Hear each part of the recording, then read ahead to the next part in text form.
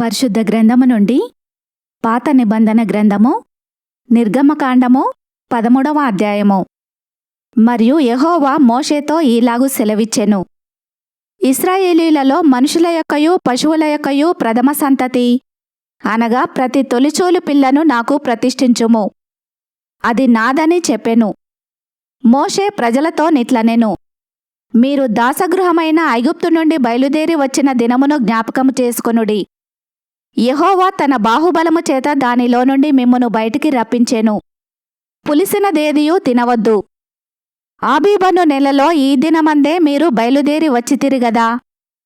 యెహోవా నీకిచ్చెదనని నీ పితరులతో ప్రమాణము చేసినట్లు కనానీయులకు, హిత్తీయులకు, అమోరీయులకు, హివ్వీలకు, యబూసీయులకు నివాసస్థానమయ్యుండు పాలుతేనెలు ప్రవహించు దేశమునకు నిన్ను రప్పించిన తర్వాత నీవు ఈ ఆచారమును ఈ నెలలోనే జరుపుకొనవలెను.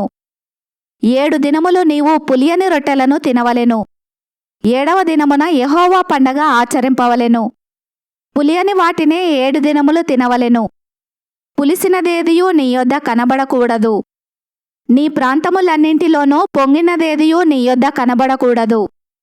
మరియు ఆ దినమున నీవు నేను ఐగుప్తులో నుండి వచ్చినప్పుడు యెహోవా నాకు చేసిన దాని నిమిత్తము పొంగని రొట్టెలను తినుచున్నానని నీ కుమారునికి తెలియచెప్పవలెను.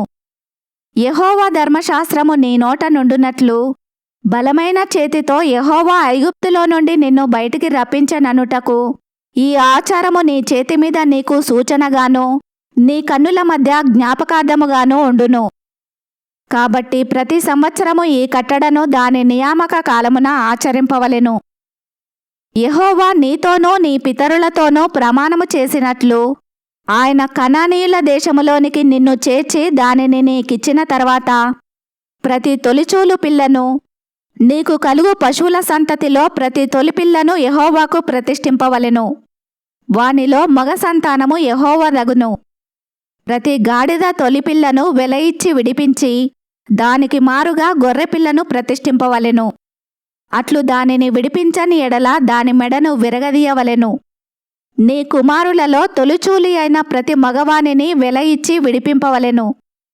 ఇక మీదట నీ కుమారుడు ఇది ఏమిటని నిన్ను అడుగునప్పుడు నీవు వాని చూచి బాహుబలము చేత యెహోవా దాసగృహమైన ఐగుప్తులో నుండి మనలను బయటికి రప్పించెను. ఫరో మనలను పోనీయకుండా తన మనసును కఠినపరుచుకొనగా యెహోవా మనుషుల తొలి సంతానమేమి, జంతువుల తొలి సంతానమేమి ఐగుప్తు దేశములో తొలి సంతానమంతయు సంహరించెను. ఆ హేతుచేతను నేను మగదైన ప్రతి తొలిచూలు పిల్లను యెహోవాకు బలిగా అర్పించుదును. అయితే నా కుమారులలో ప్రతి తొలి సంతానము వెల ఇచ్చి విడిపించుదునని చెప్పవలెను. బాహుబలము చేత యెహోవా మనలను ఐగుప్తు నుండి బయటికి రప్పించెను గనుక ఆ సంగతి నీ చేతిమీద సూచనగాను నీ కన్నుల మధ్య లలాట పత్రికగాను ఉండవలెను అని చెప్పెను. మరియు ఫరో ప్రజలను పోనీయగా దేవుడు ఈ ప్రజలు యుద్ధము చూచునప్పుడు వారు పశ్చాత్తాపపడి ఐగుప్తుకు తిరుగుదురేమో అనుకొని ఫిలిస్తీన్ల దేశము సమీపమైనను ఆ మార్గమున వారిని నడిపింపలేదు. అయితే దేవుడు ప్రజలను చుట్టూ దారియగు ఎర్ర సముద్రపు అరణ్య మార్గమున నడిపించెను. ఇశ్రాయేలీలు యుద్ధ సన్నద్ధులై ఐగుప్తులో నుండి వచ్చిరి. మరియు మోషే యోసేపు ఎముకలను తీసుకొని వచ్చెను.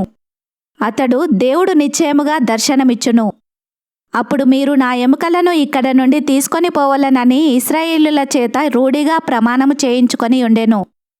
వారు సుక్కోతు నుండి ప్రయాణమైపోయి అరణ్యము దగ్గరనున్న ఏతాములో దిగిరి.